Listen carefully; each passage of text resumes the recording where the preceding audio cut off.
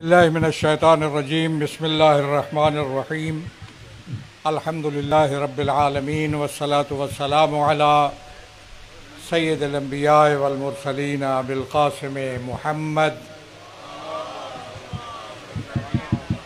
وآلہ الطیبین وصحبہ المنتجبین اما بعد فقد قال اللہ تبارک وتعالی ان هذه امتکم امتا واحدہ۔ عزیزان گرامی، علماء کرام، میں آپ سب حضرات کو خوش آمدید کہتا ہوں۔ بزرگان کی دعوت پر اور رہنمائی پر اب یہاں تشریف لائے اور یہ جو پروگرام منعقد ہوا انتہائی بر وقت بر موقع اور ضروری تھا کہ ایسا ایک مشاورتی پروگرام منعقد کیا جائے۔ اس سے پہلے بھی ایسے مواقع پہ اس قسم کے پروگرام ہوتے رہے، شاید آپ کو یاد ہوگا، میں تفصیل میں نہیں جانا چاہتا۔ ضرورت اس بات کی ہے کہ اس مشاورت کے نتیجے میں جو پروگرام، جو تجاویز اور اقدامات طے ہوئے، سامنے آئے، کوشش کریں ہم سب مل کر کہ اس پر عمل کریں، تبھی یہ کانفرنس نتیجہ خیز ثابت ہو سکتی ہے۔ یہ نہ ہو کہ نشستند و گفتند و برخاستند۔ اگر ہم اس سے نتیجہ لینا چاہتے ہیں، کیونکہ آپ سب کو بلایا گیا، سب کی اپنی اہمیت ہے، سب کی رائے کو اہمیت دی گئی اور اس کی روشنی میں یہ جو قراردادیں تھیں یہ بنائی گئیں، اس کی روشنی میں بیانیہ بنایا گیا، لہذا اس پر عمل پیرا ہونے کی ضرورت ہے، بڑے پر اعتماد انداز میں اور بڑے ایک جسے کہتے ہیں من موقع القوت والاقتدار، اپنے آپ کو سمجھتے ہوئے ان باتوں پر عمل کیجئے۔ الحمدللہ تشیع کو اس ملک کے اندر کوئی بڑا خطرہ نہیں ہے۔ موجودہ یہ جو فتنہ ہے اس وقت اٹھا ہے، یہ بھی ایسے فتنے پہلے بھی اٹھتے رہے، اس قسم کے مراحل اور لمحات آتے رہے۔ الحمدللہ ہم ان لمحات سے جیسے سرخرو اور سرفراز ہو کر گزرے ہیں، اب بھی ایسا ہی ہوگا انشاءاللہ، اور یہ فتنہ ناکام ہوگا، فتنہ گر جو ہے وہ نامراد ہوں گے۔ آپ کو یاد ہے کہ اس ملک کے اندر ہم بڑے واضح انداز میں، ہم نے تفصیل میں جانے کا وقت نہیں ہے، چند جملے کہوں گا، ہم نے بہت واضح انداز میں یہ واضح کیا کہ تشیع ایک مکتب ہے، تشیع ایک مکتب فکر ہے، تشیع ایک سکول آف تھاٹ ہے، ایک نظریہ ہے، تشیع قرآن و سنت کی ایک اعلیٰ و عرفہ تعبیر اور تشریح ہے۔ بہت سی تشریح اس ملک کے اندر ہے، میں سب کو مانتا ہوں، ان کا اعتراف کرتا ہوں، لیکن تشیع ایک تعبیر ہے اور تشریح ہے، اور تسلسل کے ساتھ اس تعبیر و تشریح کے جو حقائق ہیں، تشیع کا جو روشن چہرہ ہے واضح ہوتا رہا۔ تشیع کے پاس علمی ذخائر ہے، اس کے پاس علماء ہے، مجتہدین ہے، اور ایک تسلسل کے ساتھ محققین و مجتہدین کا سلسلہ جاری ہے۔ 6 جولائی کو یوم نفاذ فقہ جعفریہ ہم مناتے ہیں، اور فقہ جعفریہ کا پروگرام جو یہاں کنونشن ہوا تھا، اس کی میں توجیہ یہی کرتا ہوں کہ جب آپ اسلامائزیشن کرنے چلے تھے تو ہم یہ کہنا چاہتے تھے کہ تشیع میں سکالر ہیں، محققین ہیں، مجتہدین ہیں، ان کی کاوشوں سے، ان کی کوششوں سے، ان کی جد و جہد سے، ان کے استنباطات سے بھی آپ کو استفادہ کرنا چاہیے۔ یہاں کوئی ایک مکتب فکر موجود نہیں ہے، بہت سے مکاتب فکر ہیں، سب سے استفادہ کیجئے، کسی کو نظر انداز نہ کیجئے۔ اس لیے ہم نے یہ واضح کیا، اور اس کے بعد آپ جانتے ہیں ہمیں یہ فخر ہے اس بات کا، اور آج بھی ہم اس کو بیان کرتے ہیں کہ ہم اس ملک کے اندر اتحاد کے بانیوں میں سے ہیں۔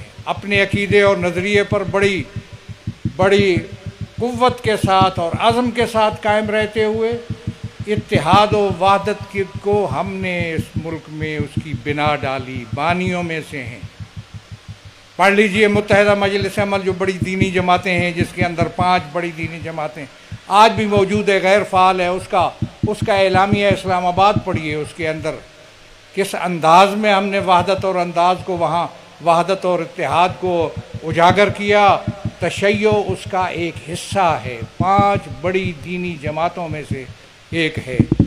یہی وجہ تھی، لمبی بات ہو جائے گی، جب میں گرفتار ہوا تو اس وقت اگر اسمبلی میں آواز اٹھائی میرے حوالے سے اور میرے حق میں، اگرچہ تو دنیا میں حتیٰ کہ تیونس سے اور فلاں سے جہاں جہاں اسلامی تاریخیں ہیں سب نے آواز اٹھائی، پاکستان کے اندر آواز اٹھی تو متحدہ مجلس عمل کی طرف سے کہ یہ، حالانکہ جو لوگ جن کے جرم میں یا الزام میں یا فلاں میں گرفتار ہوا تھا، وہ شاید ان کے ہم مسلک بھی ہوں کسی حوالے سے، لیکن ہمارے حوالے سے انہوں نے آواز اٹھائی کہ یہ اقدام اور یہ گرفتاری غیر قانونی ہے۔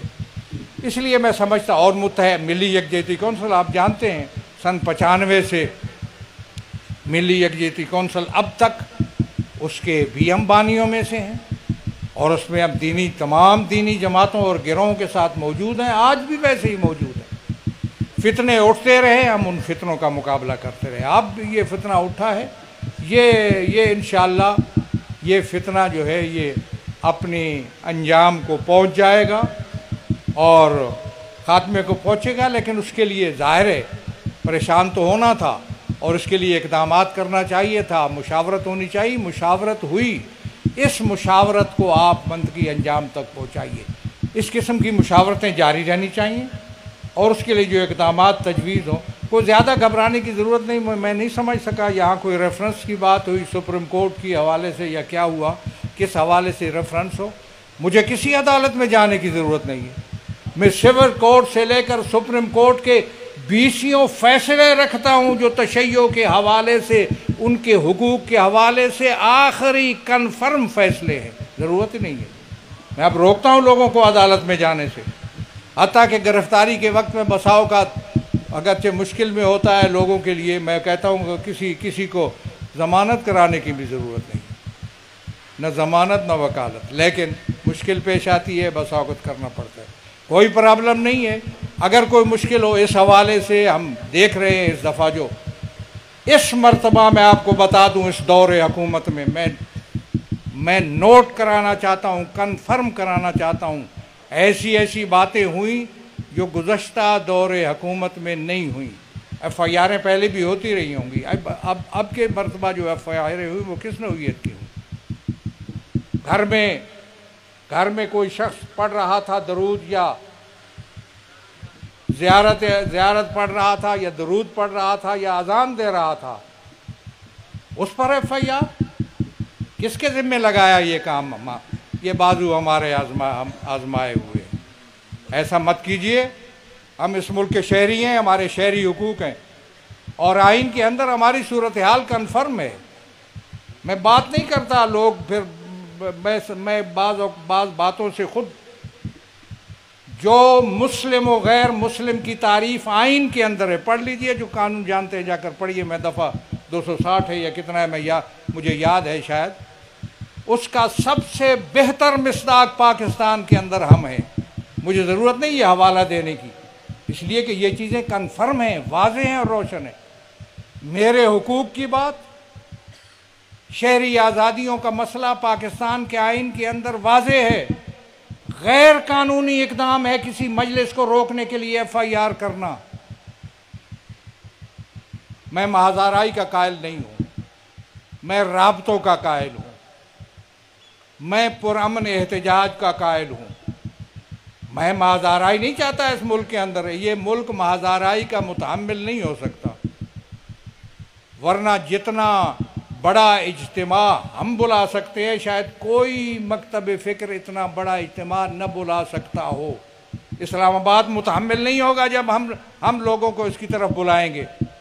اس لیے میں ان باتوں کو نہیں چھیڑتا، ہم وحدت و اتحاد والے ہیں، ہمارا موقف بڑا واضح ہے۔ تشیع ایک ضابطۂ حیات کی تشریح و تعبیر ہے، ایک قرآن و سنت کی تعبیر ہے، اور یہاں ماننے والے تشیع کے بے پناہ تعداد میں موجود ہیں، ان کا حق ہے، آئین بھی اس کو تسلیم کرتا ہے، اس لیے ہمیں کوئی فکر مند نہیں ہونا چاہیے۔ لیکن یہ فتنے جو اٹھتے ہیں ان کو روکنے کے لیے تدبر سے، حکمت سے، دانائی سے، ایک فتنہ نہیں ہے، کفریات و شرکیات کا فتنہ پہلے ہے، توہین اہل بیت یا توہین صحابہ کی آپ بات کرتے ہیں، توہین الوہیت ہو رہی ہے یہاں پہ، توہین قرآن، توہین رسالت وہ پہلے ہیں، وہ جو توہین توحید ہے اس ملک کے اندر، اس پہ پہلے ہمیں آواز اٹھانی چاہیے، پہلے بات کرنی چاہیے،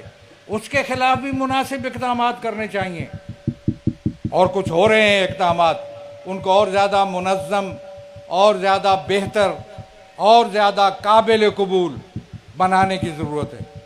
لہٰذا یہ توہین توحید ہو یا توہین امامت ہو یا توہین رسالت ہو یا توہین امامت ہو یا توہین اہل بیت ہو یا توہین صحابہ کرام ہو، بڑا واضح موقف ہے ہمارا۔